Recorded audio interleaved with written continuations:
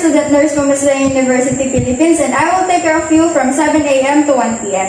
For safety purposes, may I hold your hand as I check your ID band, ma'am? Yes. Okay, thank you.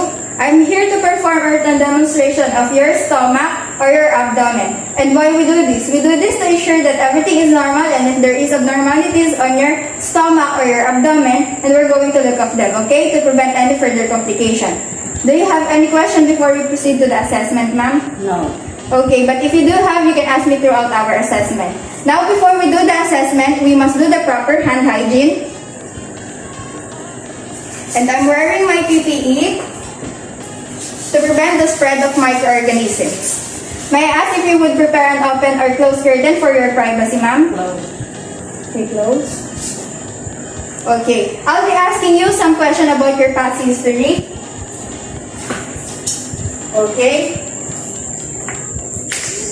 Do you have abdominal pain before? No. Okay, I will take note of that. Any gastrointestinal disease? No. Okay, no. In your past history, when you're urinating, there is any discharge? No. Okay. When is your last bowel movement? Yesterday. Okay. Yeah, I will take note of that. How about in your family? Is there any family history has abdominal pain? No. Okay. So, ma'am, I'm going to touch some parts of your body that we're going to examine. Like as I said earlier, to ensure that everything is normal. So, is it okay with you? Yes. Okay. But rest assured that this will be confidential between me and the physician that I'm going to refer you. Okay? So, in order for me to assess those, I need to inspect, palpate, percuss, and auscultate. So, ma'am, I'm going to do the assessment. So, is it okay with you? Okay. Okay, thank you. So, now I'll be inspecting the skin color, vascularity, and contour of my patient. So, ma'am, can you lay down on the bed? I will help you. Okay. So, I will put this pillow on my patient knee to ensure that the comfort of my patient is okay when I do the assessment of the abdominal. So, ma'am, can you? Okay. And I will cover the part that we're not going to examine.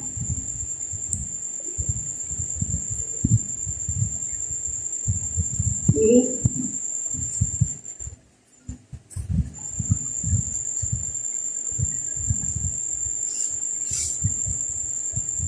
So, as I inspect, the color of my patient is immaculate and in good condition. The contour is flat and the abdomen is free from lesion, as well as I see a scar because my patient is pregnant before, so and it is flat or elevated. And it is have brown moles and the veins that are visible but not protruding. So, the umbilicus is in the position midway between the epigastric and xiphoid process. So, the color is the same as the surroundings of the skin color. So, for the abdominal circumference, using the measure tape, you will measure the umbilicus. So, ma'am, can you sit? Po. Can you stand po? So, I can measure the umbilicus po. Can you face me?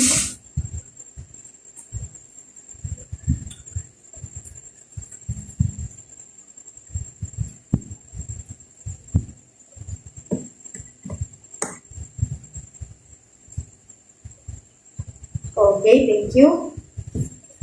So, ma'am, can you lay down on bed again? So, there is no any signs of abdominal hernia. Okay? So, the next thing that I'm going to do is I will listen to the bowel sounds or birigami. Those are the normal bowel sounds when the person is constipated. It is too slow. However, if the patient having diarrhea, stomach growling is too often. Okay, using my stethoscope, I will listen for the bowel sounds in the four region.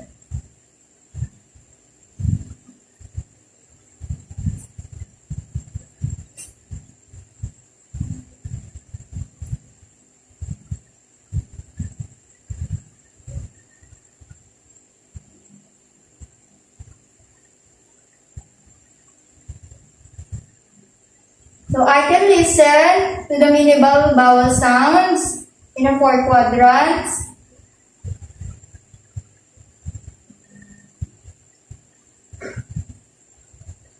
And Primi is in 21 per minute. So, ma'am, now it's very likely that you will not any vascular sounds in those area. Okay.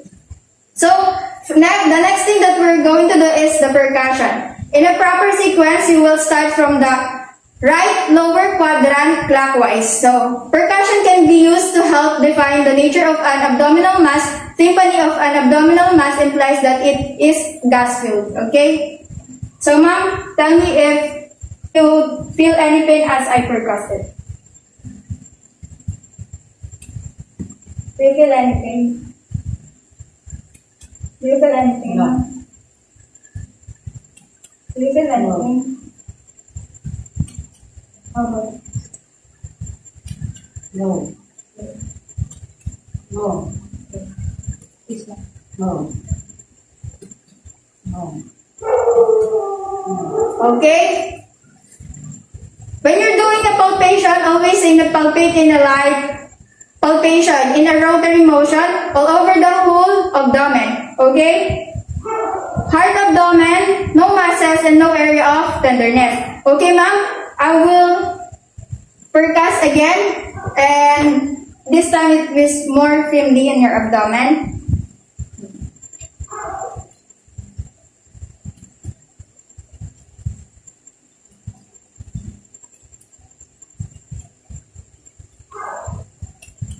Okay, after that, we're going to do the palpation.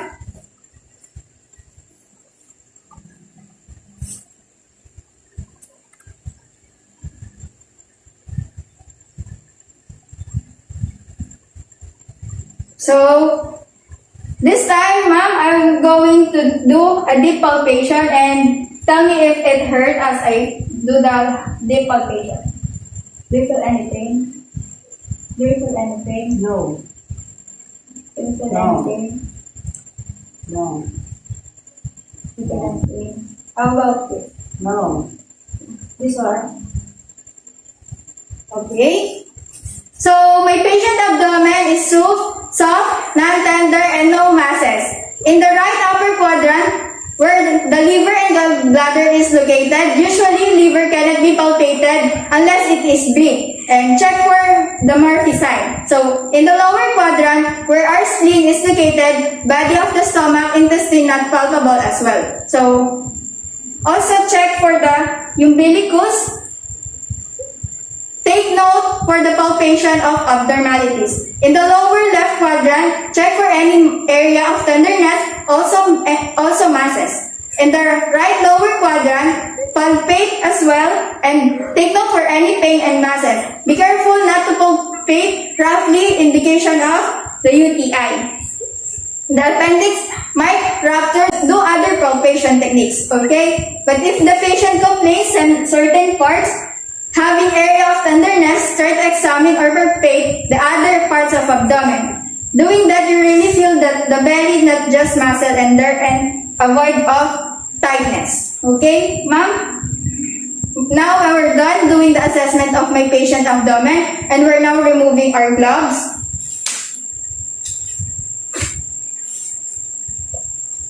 And PPE.